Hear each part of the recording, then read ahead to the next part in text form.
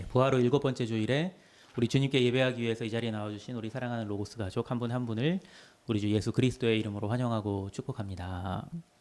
오늘 하나님께서 우리에게 주신 말씀은 요한복음 17장 1절에서 11절의 말씀입니다. 우리 주님께서는 늘 깨어서 기도하심으로 우리에게 기도의 모범을 보여주셨죠. 그런데 혹시 이런 생각 해보셨어요? 그렇게 우리에게 기도의 모범을 보여주실 만큼 늘 기도하셨던 우리 주님께서는 과연 어떤 내용으로 하나님께 기도하셨을까요? 복음서를 보면은요, 주님께서 기도를 쉬지 않으셨다는 사실은 우리가 어렵지 않게 발견을 할 수가 있어요. 하지만 복음서를 통해서 주님께서 구체적으로 어떤 내용으로 기도하셨는지에 대해서는 우리가 찾아보기가 어렵습니다. 근데 자연스러운 일이에요. 왜냐하면은 우리가 읽는 신약 성경의 복음서가 예수님께서 직접 쓰신 책은 아니잖아요. 누가 썼죠? 복음서는? 요한이 썼죠. 요한복음은 요한이 썼고, 네. 또 마태복음은 마태가 썼고, 마가복음은 마가가 썼고, 누가복음은 누가 썼는데 다 어떤 사람들이에요? 그 사람들이 예수님의 제자들이었잖아요. 예수님이 아니라 예수님의 제자들이 썼잖아요. 직접 예수님. 복음서에 따르면 예수님께서 기도하실 때에 주로 제자들을 떠나서 홀로 한적한 곳에서 기도하셨습니다. 그러니까 제자들이 예수님의 기도하시는 소리를 들을 일이 거의 없었겠죠. 그러니까 예수님께서 부활 승천하신 후에 예수님의 제자들이 기록한 복음서에 예수님의 기도의 구체적인 내용이 기록되지 않은 것은 사실 당연한 일입니다. 그러나 거의 유일하게 그 내용이 상세히 기록된 예수님의 기도가 있습니다. 그리고 그것이 바로 오늘의 본문인 요한복음 17장에 기록된 예수님의 기도입니다. 요한복음 17장은요, 복음서에서 유일하게 한 장 전체가 예수님의 기도로만 채워져 있는 그러한 장입니다. 평소와는 다르게 예수님께서 제자들에게 말씀하시기를 마치시고, 여기까지는 평소와는 다르게가 아니죠. 예수님께서 제자들에게 말씀은 자주 하셨으니까요. 근데 어디서부터가 이제 평소와 다른 거냐면은, 그렇게 예수님께서 제자들에게 말씀하시기를 마치시고는 홀로 한적한 곳으로 가시지 않고 제자들이 있는 자리에서, 그 자리에서, 예수님 방금 전에 제자들에게 말씀하셨으니까요. 그 자리에서 제자들 바로 앞에서 제자들이 들을 수 있도록 눈을 들어서 하늘을 우러러 하나님께 기도하기 시작하십니다. 예수께서 이 말씀을 하시고 눈을 들어 하늘을 우러러 이르시되, 아버지여, 때가 이르렀사오니 아들을 영화롭게 하사 아들로 아버지를 영화롭게 하게 하옵소서. 평소에 하시지 않던 행동이었습니다. 왜 그러셨을까요? 하늘을 우러러서 처음으로 예수님께서 이르신 말씀을 통해서 실마리를 찾을 수가 있습니다. 뭐라고 하셨어요? 아버지여, 때가 이르렀사오니. 특별한 때가 이르렀던 겁니다. 무슨 때가 이르렀던 걸까요? 아들을 영화롭게 하사 아들로 아버지를 영화롭게 할 때라고 예수님께서 말씀하십니다. 하나님께서 예수님을 영화롭게 하시고 예수님께서 하나님을 영화롭게 하시는 그 일이 무엇인가요? 지금 그때가 이르렀다고 예수님께서 말씀하고 계시니까 이 기도를 마치신 직후에 일어날 일이겠죠. 그런데 이 기도를 마치신 직후에 일어난 일이 뭐죠? 요한복음 18장 내용 혹시 기억하세요? 그 일은 다름 아닌 제자에게 배신을 당해서, 어떤 제자에게 배신을 당하죠? 가룟 유다에게 배신을 당해서 군대 대제사장들과 바리새인들에게 잡히셔서 고난을 당하시고 십자가에 못 박혀 죽으시는 일이었습니다. 고개를 갸우뚱하지 않을 수가 없습니다. 제자에게 배신을 당해서 붙잡히고 조롱을 당하며 고문을 받다가 죽는 것을 하나님께서 당신을 영화롭게 하시고 또 하나님을 영화롭게 하는 일이라고 할 수 있는 건가요? 이 말씀 뒤에 이어서 하신 말씀이 사실 더 이상합니다. 이어서 예수님께서 이렇게 말씀하세요. 기도하시는 내용이죠. 아버지께서 아들에게 주신 모든 사람에게 영생을 주게 하시려고 만민을 다스리는 권세를 아들에게 주셨음이로소이다. 한번 생각해 보세요. 하나님께서 만민을 다스리는 권세를 당신께 주셨다면 사람들에게 조롱을 당하고 고문을 받고 죽는다는 게 말이 안 되지 않습니까? 하나님께서 예수님에게 주셨다고 지금 예수님께서 말씀하시는 만민을 다스리는 권세가 도대체 무엇입니까? 네, 주님께서는 이렇게 말씀하세요. 그것을 모든 사람에게 영생을 주는 것이라고 말씀하십니다. 여기서 우리가 배워야 할 중요한 사실이 있습니다. 하나님이 다스림, 지금 다스릴 권세를 주셨다고 했잖아요, 예수님께. 그런데 하나님의 이 다스림은 우리가 흔히 생각하는 다스림과 그 성격이 완전히 다르다는 사실입니다. 하나님께서 세상을 창조하시고 사람을 창조하시면서 아담에게 무슨 말씀을 하셨죠? 너는 생육하고 번성하여 땅에 충만하고 땅을 정복하고 바다의 물고기와 하늘의 새와 땅에 움직이는 모든 새들을, 모든 생물을, 모든 하늘의 새와 땅에 움직이는 모든 생물을 다스리라고 말씀하십니다. 사람들은 이 말씀을 하나님께서 이 사람에게 이 세상을 다스릴 권세를 주셨으니까 자신들의 이익을 위해서는 세상 만물을 이용해도 된다는, 혹은 이용하라고 말씀하신 것으로 이해했습니다. 그러나 오늘 주님께서는 하나님께서 만민을 다스리는 권세를 당신께 주신 것은 다름이 아니라 당신의 유익을 위해서가 아니라 다스림의 대상인 만민에게 영생을 주게 하심이라고 말씀합니다. 그러면 영생이 무엇입니까? 영생은 곧 유일하신 참 하나님과 그가 보내신 자 예수 그리스도를 아는 것이니이다. 영생이 뭐라고요? 영생은 하나님을 아는 것이고 예수 그리스도를 아는 것입니다. 만민에게 하나님을 알게 하시기 위해서 만민을 다스릴 권세를 주셨다는 겁니다. 하나님께서 사람을 창조하시면서 세상의 모든 생물을 다스릴 권세를 주신 것도 마찬가지예요. 세상의 모든 생명이 하나님을 알게 하도록 하는 것이 하나님께서 태초에 천지를 창조하시면서 사람에게 주신 사명이었습니다.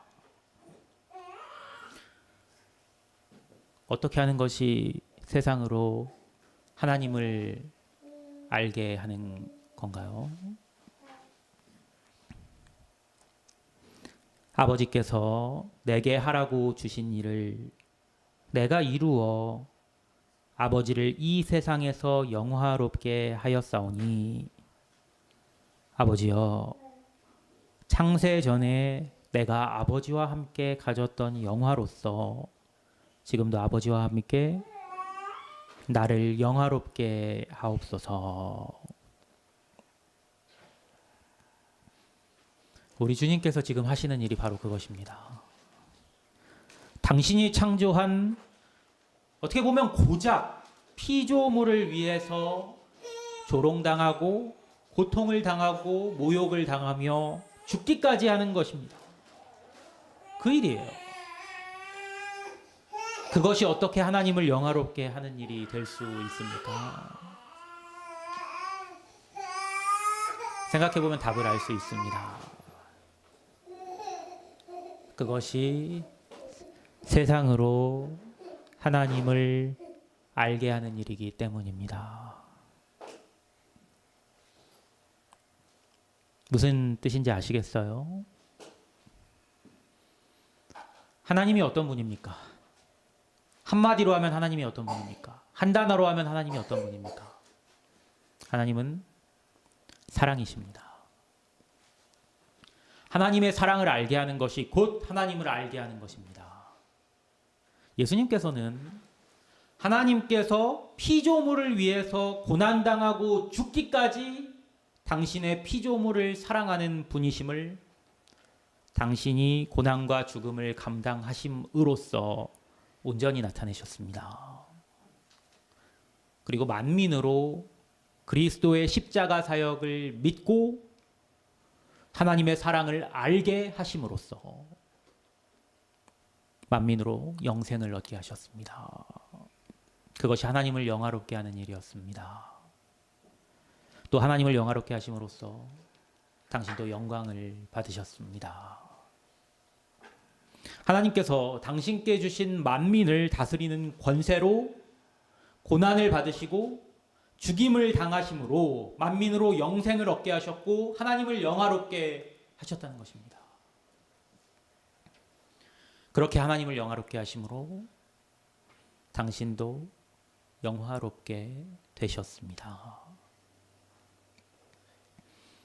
그리고 이것이 창세 때부터 하나님께서 우리에게 주신 사명이기도 했습니다. 하나님께서 우리를 창조하신 이유가 무엇입니까? 하나님께서 여러분을 창조하신 이유가 무엇입니까? 이사야서 43장 21절을 통해서 하나님께서는 이렇게 말씀하십니다. 이 백성은 나를 위하여 지었나니 나를 찬송하게 하려 함이니라. 땅의 모든 생물을 다스리라는 말씀은 하나님의 사랑을 나타내므로 온 땅이 하나님을 알게 하라는 말씀이었습니다.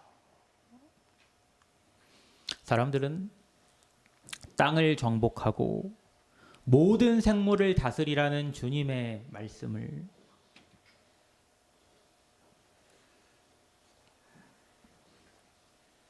온전히 따르지 못했고 또 하나님을 그래서 영화롭게 하지 못했습니다. 그러나 우리 주 예수 그리스도께서는 이 땅에서의 짧은 공생의 시간 동안에 하나님의 사랑을 온전히 나타내심으로 하나님을 영화롭게 하셨습니다. 그래서 내가 아버지의 이름을 나타내었나이다. 이렇게 기도하실 수 있었습니다. 세상 중에서 내게 주신 사람들에게 내가 아버지의 이름을 나타내었나이다. 그들은 아버지의 것이었는데 내게 주셨으며 그들은 아버지의 말씀을 지키었나이다. 사람들 앞에서 하나님의 사랑을 실천하심으로 사람들로 하나님의 사랑을 알게 하셨고 또한 이를 통해서 사람들로 만민으로 하나님을 알게 하셨습니다. 그리고 그 결과로 하나님께 부여받은 만민을 다스리는 권세로 사람들로 서로 사랑하게 하셨고 또 하나님의 말씀을 지키게 하셨습니다. 그렇게 하나님께 부여받은 만민을 다스리는 권세로 만민을 다스리심으로 하나님을 영화롭게 하셨고 당신 또한 영화롭게 되셨습니다. 지금 그들은 아버지께서 내게 주신 것이 다 아버지로부터 온 것인 줄 알았나이다. 나는 아버지께서 내게 주신 말씀들을 그들에게 주었사오며 그들은 이것을 받고 내가 아버지께로부터 나온 줄을 참으로 아오며 아버지께서 나를 보내신 줄도 믿었사옵나이다. 주님의 말씀을 듣고 제자들은 주님께서 하나님으로부터 나온 줄을 알게 되었습니다. 또 주님께서 하나님께로부터 오신 분임을 믿게 되었습니다. 하나님을 온전히 알게 하는 그 믿음이 그들로 영생을 얻게 했습니다. 그리고 그것이 우리로 영생을 얻게 한 우리가 가진 믿음입니다. 이 믿음을 가진 우리를 위해서 우리 주님께서 친히 간절히 기도하십니다. 내가 그들을 위하여 비옵나니 내가 비옵는 것은 세상을 위함이 아니요 내게 주신 자들을 위함이니이다. 그들은 아버지의 것이로소이다. 내 것은 다 아버지의 것이요 아버지의 것은 내 것이온데 내가 그들로 말미암아 영광을 받았나이다. 나는 세상에 더 있지 아니하오나 그들은 세상에 있사옵고 나는 아버지께로 가옵나니 거룩하신 아버지여 내게 주신 아버지의 이름으로 그들을 보전하사 우리와 같이 그들도 하나가 되게 하옵소서. 우리 주님께서 제자들을 위해서 그리고 우리를 위해서 하신 이 기도는 다름 아닌 우리를 보전하사 우리로 하나가 되게 해달라는 기도였습니다. 당신께서 더 이상 세상에 계실 수가 없었기에 세상에 남겨질 당신의 제자들이 당신께서 알게 하신 하나님의 사랑에서 떠나게 될까 염려하셨습니다. 그래서 세상을 떠나시기에 앞서서 그들을 보전해달라고 그들이 계속해서 사랑으로 하나가 되게 해달라고 간절하게 중보하십니다. 그리고 주님의 이 간절한 중보는 우리를 위해서 오늘도 계속되고 있습니다. 그 증거가 무엇입니까? 우리가 경험하는 성령의 역사입니다. 우리 주님의 기도로 우리에게 임하신 또 다른 보혜사 성령을 통해서 지난주에 말씀드렸죠.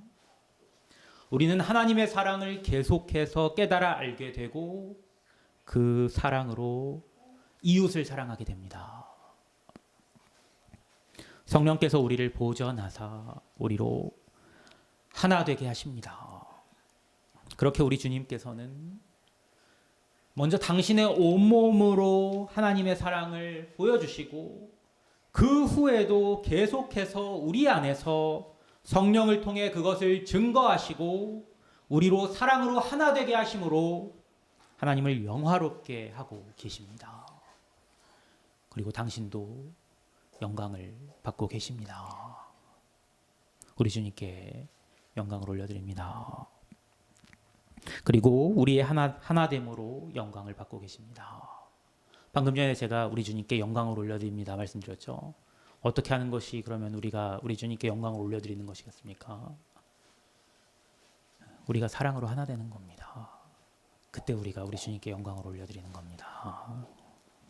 사랑하는 여러분, 교회가 그렇게 주님께 영광을 돌리고 하나님을 영화롭게 하는 거룩한 공동체임을 믿으시기 바랍니다. 우리가 교회입니다. 우리에게는요, 지금 여기 앉아있는 우리에게는, 우리 교회에는 소유한 건물이 없어요. 그리고 영광스러워 보이는 그 어떤 것이 없습니다. 그럼에도 우리는 영광스러운 교회입니다. 어떻게 할 때 우리가 영광스러운 교회가 될 수 있습니까? 우리가 서로 사랑함으로 하나 될 때에 하나님께서는 우리 주님께 그러하셨듯이 우리를 또한 영화롭게 하십니다. 그리고 그때 우리가 하나님을 영화롭게 합니다. 우리 교회가 그리고 여러분 한 분 한 분이 하나님을 영화롭게 함으로 영화로워지는 크고 놀라운 복을 날마다 경험하기를 간절히 소원합니다. 함께 기도하겠습니다.